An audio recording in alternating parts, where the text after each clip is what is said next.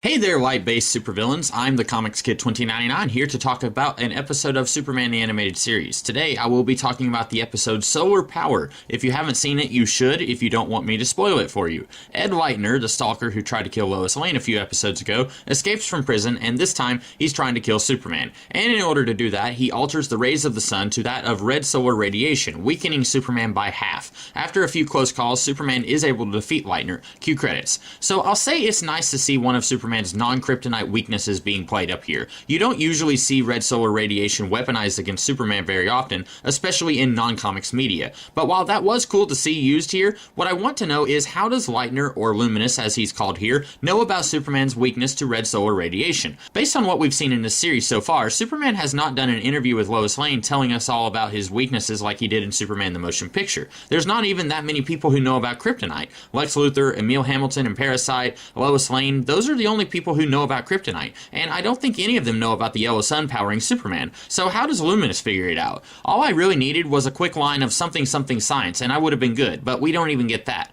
Something I mentioned quite a bit whenever I was reviewing Batman the Animated Series, and in this series some, is that villains will often change their motivations and gimmicks in order to allow for them to be reused multiple times without feeling stale. Some villains will still feel stale even after a couple of appearances, and others will have much more elasticity and are able to be used much more often. In this case, we're changing almost everything about Luminous. He no longer is obsessed with Lois Lane and only tries to kill her as bait to lure in Superman. In comics, it seems like revenge against a hero for foiling their last job that they did is often motivation of most supervillains, and while I think that's a little lazy, I would be okay with it if it was at least consistent with the previous appearance. But here, Luminous might as well be a different character with how he's not obsessed with Lois Lane. Even his powers, as they are different. Before, he had one death trap that involved lasers. Now he has hard light holograms, tampering with the sun and invisibility. He really didn't have to be the same character. The only reason that he is so that we can skip over character motivations and just get right into it in this episode.